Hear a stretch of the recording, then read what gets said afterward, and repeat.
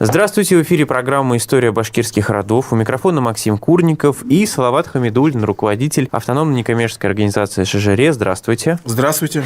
Я скажу, что сегодня мы за программу хотим успеть про два рода поговорить. Начнем мы с рода Каршин. Давайте сначала раскроем термин «небольшой род». Мы говорили, что род – это не просто число каких-то людей, которые объединены семейными связями или еще какими-то. Это географический, в том числе, термин, если мы говорим о башкирских родах, по крайней мере. Так вот, что такое небольшой башкирский род, что такое большой башкирский род? Давайте просто поймем. В общем, мы неоднократно говорили, башкирская полития, так называемая, образовалась, когда после, скажем, демонтажа, что ли, властной вертикали, то есть такого государственного типа, когда Иоганн Венгр в XIV веке писал там «Государь всей Баскардии», это последнее упоминание, так сказать, о башкирском государственном образовании. Потом образуется такая горизонтально интегрированная полития, состоявшая из, скорее всего, клана. Сейчас больше употребляется, в литературе, поскольку она более адекватна, потому что когда мы говорим «род», это все сразу у нас опять вылезает. Это все Энгельс. Этнологически, и Энгельс, и Морган и так далее, что семья, человек, семья, группа семей, род, племя и так далее. Но это клан, конечно, который обладал своей волостной территорией. По численности, естественно, все эти кланы были разновеликие. Но юридически они абсолютно имели одинаковый статус, когда, в общем-то, собирались все башкирские кланы и решали вопросы общенационального характера, они были все едины. И мало того, некоторые кланы, даже несмотря на то, что были очень маленькие, у них был очень большой политический вес, допустим, как Каршина. В свое время, в начале 18 века у них был очень большой политический вес. Может быть, потому что они находились прямо под Уфой и имели непосредственные, скажем, контакты с воеводской, и провинциальной властью. Может быть, поэтому, может быть, еще каким-то, может быть, по личным качествам бессменного руководителя, который почти что 30 лет руководил этой волостью, Шарипа Мрякова, может быть, так. Чтобы, опять же, понять, за счет чего сохранялся баланс в взаимоотношениях между родами. Потому что, как ни крути, но конфликты из-за земли или из-за каких-то других экономических вещей – это вещь неизбежная в любом государстве, между любыми группами. За счет чего малые рода, небольшие рода сохраняли свою землю, свою, в конце концов, экономическую независимость, самостоятельность. Понимаете, тут всегда, если мы обратимся в архивный документ, там буквально просто завалены этими челобитами по поводу земельных споров между родами. Они судились иногда, в тяжбы такие вступали, которые длились, десятилетиями и столетиями. Допустим, и не только между собой, и даже, допустим, ганинцы и башкиры салжуты и так далее, которые живут на севере, на территории Свердловской области, жили раньше, салжуты, и так далее, они не то ли 200 лет со строганами, судились по поводу земель по реке Чусовой. Но, в общем-то, в итоге они проиграли. И здесь то же самое между родами. И почему сохранялся баланс? Во-первых, не давали слишком-то могущественным родам своевольничать представителей других родов, потому что это все прекрасно знали, у кого какая территория. Допустим, если вам принадлежало какое-то озеро, условно говоря, Аслыкуль, там нельзя было какому-то большому роду напасть и отобрать его у более маленького рода, поскольку другие, так сказать, рода в роли таких третейских судей выступали. И плюс, все это дело особенно контролировал, конечно... Другие сильные рода не давали усиливаться кому-то из них. Не то, что там даже не в этом дело было. Там, наверное, я думаю, во главе угла это был именно этот критерий справедливости. То есть, если вам вотчина, ведь это от слова «отец», отчина, отчизна, все это однокоренные слова.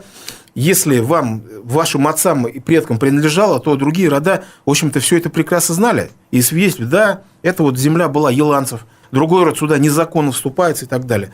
И плюс воеводская администрация, она тоже за этим зорко наблюдала, чтобы не было. И, все это дело пыталось регулировать. И плюс все эти потом челобитные всегда переправлялись в Москву, поскольку башкиры имели право непосредственно. В принципе, все тогда имели право непосредственного обращения, но башкиры еще имели право, поскольку у них было договорное подданство. При каждой смене власти, при приходе нового монарха, они всегда ехали, перезаключали свое подданство, присягали монарху. И в таких случаях обязательно еще они кучу челобитных на рассмотрение давали, который рассматривал различные приказы, в том числе посольские. Теперь возвращаясь к роду Каршин. Да. Но род Каршин, он тоже такой интересный. В общем-то, если мы обратимся к самому, в общем-то, этнониму Каршин, то тут интересные вещи обнаруживаются. Например, наш, так скажем, классик башкирской этнологии, этнографии Раиль Гумерович Кузеев выводил название Каршин от тюркского слова «карши». Карши зафиксировано в Диван Лугат ат-Турк, собрание тюркских слов, тюркского филолога XI века Махмуда Кашгари. Допустим, слово «Каршин» переводится как «королевский дворец». Крепость, да? Просто сарай, дворец, я поэтому... Это сарай, это тоже дворец, но Карши, да, она все-таки это больше, наверное, скорее всего, как замок. Ага. Как замок, скорее всего. Сарай это просто вот да, стоит. Да, вот все-таки сарай, такой, да. Угу. А тут Карши это все-таки такой укрепленный замок, скорее всего, да. Это верно вы подметили. Вот. А в поэме «Кудат-Губелик» тоже тюркского поэта XI века Юсуфа Баласагунского тоже употребляется неоднократно это слово. Улюм, Бузды, Карши, Сарай, Ев, Укуш. Вот. И тут два слова. И сарай, и Карши. Да. То есть и дворцы, как бы и замки. То есть, если Карши замок, то Каршин – это тот, кто замок охраняет, скорее всего, обороняет. Так, да, это как бы логически из этого вытекает. Дворцовая там охрана, что ли, я не знаю. Ну просто и других этимологий не возникает. Ну, а то, что их этноним связан с Карши, тоже кажется очевидным. Хотя есть и альтернативные версии. Мне сам один каршинец, башкир из деревни Шарипова, вот сейчас, я не знаю, много лет его не видел, озвучил, что вот Каршин существовала, то ли легенда, то ли что Каршин – это Карашин. Карашин, карай черный, шин это значит, или шоно, это по-монгольски волк, да? Вот, значит, черный волк. Ну, не знаю, насколько это верно. Зафиксировали несколько версий. Да, разгадку, может быть, мы найдем когда-нибудь. Такой был служилый род. Смотрите, интересный документ. Ведь документов очень мало осталось, к сожалению. Там по 16 веку, вообще там на пальцах пересчитать. И то, в основном, если что-то осталось, уже относится к эпохе уже после присоединения Башкирии к Московскому царству. А то, что до присоединения, вообще там, просто крупицы. И вот одна из таких крупиц, вот документ, просто я хочу прочитать. 1536 год. Царь, значит, Иван Васильевич выдал грамоту на город Темников. Сейчас город в Мордовии. Это тогда была территория Касимовского ханства, вассальное ханство. Казанскому вассальному? Нет, московскому государству. Московскому. Касимовское. Это специально оно было создано. Я понял, да, Касимов город. Город Касимов. Касимовское ханство, ее специально создавали, это вассальное владение, чтобы потом идти походом на Казанское ханство. То есть все беглецы из Орды, там, нагайцы, все там, значит, кто угодно, или все, кто хотел служить, все туда стекались. Город Касимов, Касимовское ханство, по-тюркски назывался Хан-Керман, значит, ханский город. В 15 веке было создано вот такое служилое Касимовское ханство. И туда все ордынцы стекались. А местное население это было мещора, да, то есть мордовское племя, которое под влиянием вот этих всех выходцев из Орды тюркизировалось, приняло тюркский язык, приняло ислам, и вот стали всем известными мишарами, да, вот это мещора, или мещеряки, как их называют. Да. Вот. Они составляли основное, так сказать, население этого ханства. А знать была вот как раз выходцы все из тюрко-монгольских племен. Так вот, в 1536 году царь Иван Грозный выдал грамоту на город Темников князю Еникею. Кавычки открываются. Велено ему татар то есть какие-то, что имеется в виду под татар? Татар же понимаем, что это служилые татары, это сословие, то есть не национальность. Велено им татар, тарханов, башкирцев и мажарян, которые живут в Темникове, судите и ведайте по их старине. То есть давайте разберем. Тарханы. Тарханы, значит, это опять же башкиры, поскольку в основном, значит, в Орде, в Златорде, особенно в Казанском ханстве, как вот уже это доказано наукой, это были, значит, башкирские эти служилые люди, тарханы. Просто давайте еще раз напомним, что понятие национальности в том виде, в котором мы сегодня называем, появилось в XIX веке. Да. Поэтому тогда, в общем, это просто другие обозначения. Другие обозначения нет, но все-таки этническая идентичность существовала. Естественно, конечно, дальше, но... Тарханов, башкирцев.